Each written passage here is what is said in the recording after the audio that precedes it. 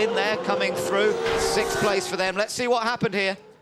I don't know whether Matt Heather even knew France were there, but France put themselves there. They stayed there. They got the benefit of going around the outside of the corner. There is more grip in these conditions around the outside. Look at this. I mean, that was a lap ago. How did he ever save that car? Now, is Alex Young reversing, or is this a reverse of the tape that we're having a look at? Well, I think, no, that's the end of the spin, but we didn't see what began the spin there. So Alex Young out of the car, stranded, and the safety car is being called once again. So this will bunch them all up. Now, they've been racing for 15 minutes, in fact. 15 minutes as Mexico crosses the line. So we're at half distance in terms of time in this sprint race. As you say, John, we're not going to make it through in terms of lap distance. No, Alex Young, strangely, is off on the exit of turn 3. Unless he got squeezed out, we don't know why he went off there, but the car is in the gravel, and of course it's at a vulnerable point. Another car going off there would certainly make contact. So why is the safety car once again deployed to get Malaysia's car to safety? Well, now let's see what happened here. Right up in the air. Is that Lebanon? I think that may well have been Lebanon. Up in the air, Germany. Yeah. Yes, it was. And also that Australia were involved in that as well. So Lebanon went over the back of, we think, Germany.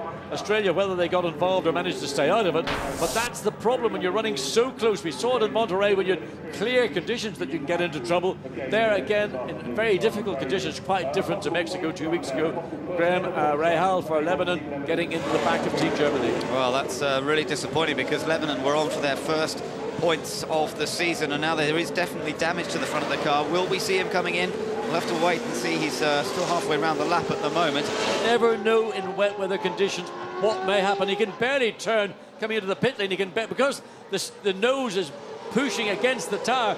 He hasn't got full lock. He can't actually make it into the pit lane entrance. Maybe it's damaged the suspension as well. I mean, it did go pretty high in the air. I would be surprised if it didn't damage the suspension as well as that nose cone. Well, I suspect it's really the nose is trapping this wheel. The wheel, when it gets under a certain angle of lock, it can't turn anymore. Now watch, when he tries to turn into the pits, fortunately it's a shallow turn, so he gets in clearly. And now the engineers can go to work, take that nose. Well, looking at it and see whether there is suspension damage. Maybe on the right side, that upper or lower suspension arm, push rod, possibly steering arm. So give it a good look and make sure, don't necessarily rush him out, particularly a driver of the inexperience of Graham Rahal. Now they've got the Malaysian car out of the way. But there's Malaysia's car. It has not been brought back to the pitch. It's been transferred from the left of the circuit to the right of the circuit, and we want to get this race back underway with 12 laps to go, or 6 minutes and 28, 8 minutes, I can't see the clock, 8 minutes and 22 seconds remaining. So the new nose goes on, and they've kept Graham Rahal in the car. So it looks as though they're hoping to send him back out, but they're going to take another closer look at this front right suspension. And there's a bit of gesticulation going on. How much damage has been done to the suspension? They've got to think about getting the car ready for the feature race as well. There's no point in risking things in this race. They can always start at the back of the feature race, and I think that's probably what they're going to have to do with more